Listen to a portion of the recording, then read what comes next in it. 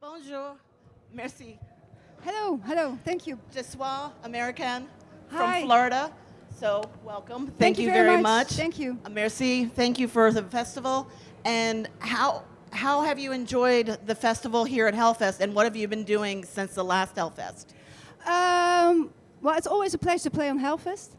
I think it's a very progressive way how they do everything. The female stage that we have today, how they build the artifacts on the festival.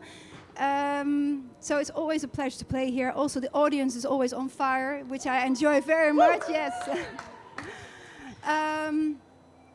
What we have been doing since then? Well, after that, our album came out, Bleed Out album, and we've been touring Europe. We've been to Australia. We've been to several other countries as well.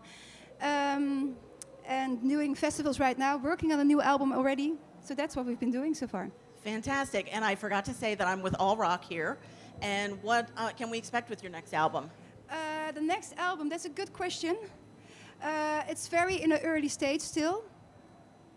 And so I'm not 100% sure how it will eventually end up, but we're trying new stuff again. Although maybe for people outside the audience and fans and media, it doesn't look like huge steps we've made. But if you compare our latest album to our first, we have made some different changes musically. And with the next album, we'll make a quite radical new change again. And for us anyway, hopefully you will see the same thing and we'll appreciate it. We'll have to see. You're welcome. Hello, Sharon. Hello. Welcome to the hottest press conference in the world. Oh my God, yes it is. Hell ain't a bad place to be. I'm Neil from Total Rock in the UK. You recently went out to Ukraine and did the amazing video. You took the band back and they played with you. What was that like as an experience to go to Ukraine during the war? Well, I went there 2 times. First, I did in March last year for a video with Alex Yarmak for the Fool's Parade song that we released together. And the second time it was because of a festival called Atlas Festival. When the war started, we were supposed to play on the Atlas Festival. It got cancelled, and we got involved with several organizations trying to raise awareness for the Ukraine. And to finally come back and play at a festival like Atlas, it was like a circle, you know, full circle, but still there's so much still to do and to talk about and to keep on putting a highlight on it. For us, it was the first time when I went to the Ukraine, I wasn't that scared to go, because when you go into the country, you fly to Poland, you get a train to the Ukraine, to Kyiv eventually. And you get an app and you can see what kind of dangers there are coming towards you, like if there's a MiG or there's drones coming towards you, and then you have some time still to go to a shelter.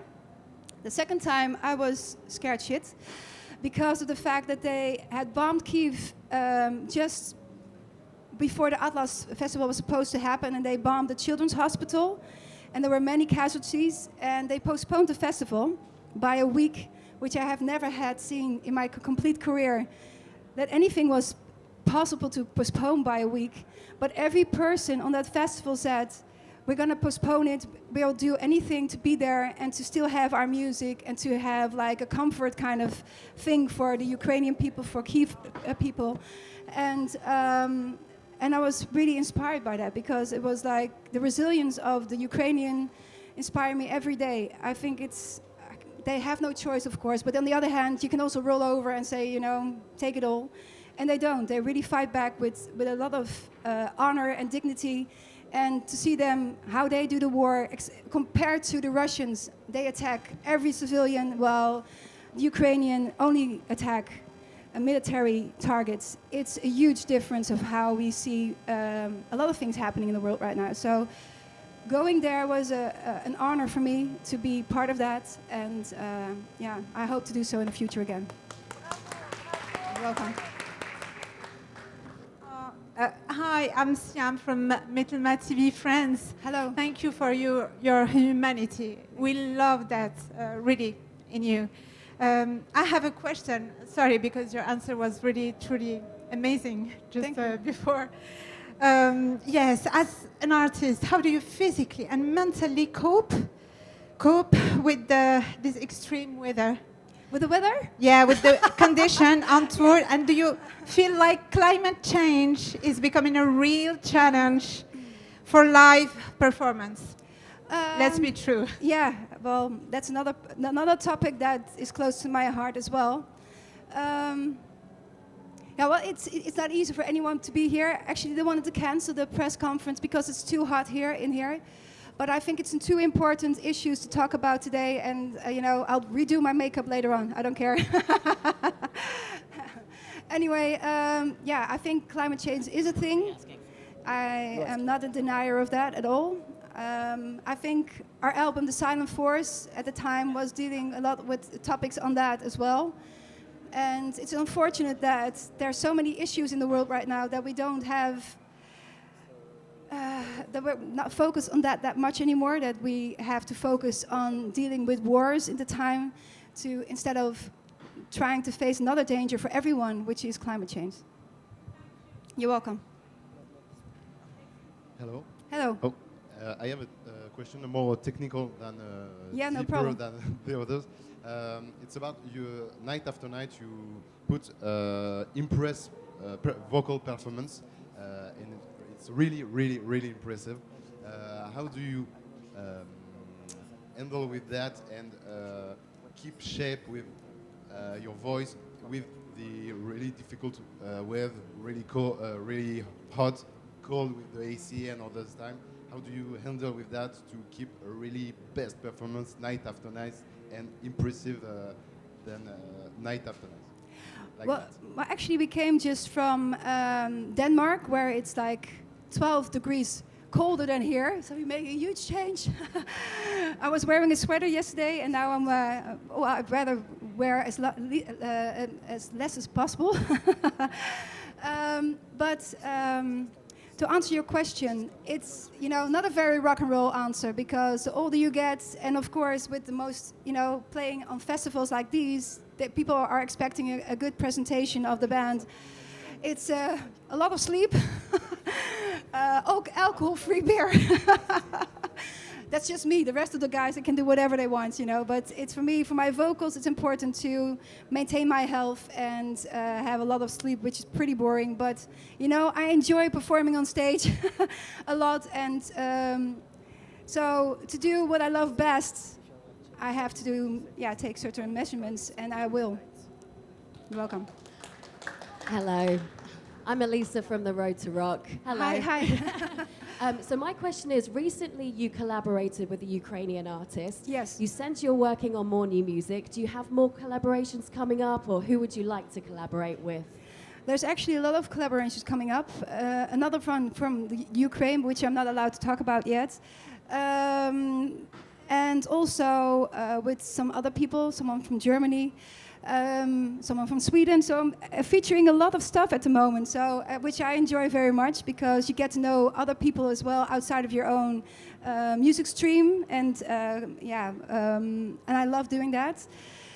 There's many people I would love to collaborate with. A lot of them are also dead, but the thing is, for us, when we want to collaborate, it's people approach us, or we have written a song that fits a certain vocal, and we'll hope to try to get that person on board. So we'll see.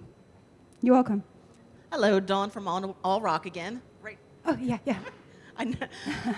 The last time you were here in Paris, it was snowing, and now it's hot. So how is it like playing for the French people, and how do you feel playing for the French? Well, the French people are like a lot of Mediterranean people. They're all over the place when they're in the audience most of the time. They're very expressive of their love for music.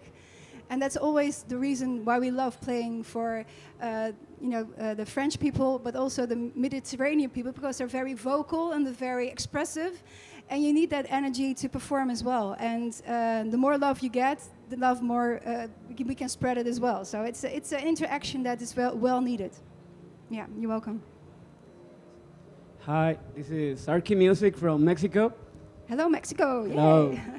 Tonight you will take the main stage at the Hellfest. Yeah. Despite the heat, fans are holding their ground to see you live. How does it feel to witness that kind of devotion? Can you repeat the last part? how does it feel to witness that kind of devotion? Devotion of the people that are in front of the Yeah. stage. Yeah, well, that's of course amazing. Hopefully, they will manage to drink a lot and still be energetic at the time that we're playing. Hopefully, yeah, they will be still standing at that time. Any more questions? I do have one question. Your previous album, you released it without the support of a record label, so I guess you will follow this new process. Do you already know what you can improve in all the fact of releasing an album without the support of a record label? I think doing that without a record label has its advantages but also disadvantages, and that's something we've learned throughout the last album that we have released. But it also gave a lot of freedom to release whenever you wanted to, especially during Corona. We were feeling like, we're all bound at home and needed music ourselves, but also for our fans. And that's why we did the releases that we did, so many before the album actually came out. And I'm not sure we're going to do exactly the same, because it also has its disadvantages. And maybe we'll do some things differently with the next album, but we'll maintain our independence. That's something that I think is still very important. Yeah. I have a question that I think it's interesting to answer to ask. Sorry, to a band with like you, who has many albums. It's like about the set list of the show. I know it's really difficult. Hopefully for us, you have a big timeline tonight, but how difficult is it to choose the great set list each time? And do you choose to change really, really often to put the many rarities, I want to say, in the most show each night? Or is it a choice to stay with the same set list in one tour for weeks? We do change a little bit here and there throughout the festival season, but not that much, because when you're headlining a stage, it's still, you want to play the best set list you have, because there's still a lot of people that didn't come for you, although you're late on the bill. And you want to present the album or the band in a way that will make them interested into listening to you on platforms as well, and start following you. And so the best set list is what we're going to play tonight. It's maybe not the most original one, but I think a lot of people will be happy with hearing, and it will be a very dynamic and energizing one. You're welcome. No more questions?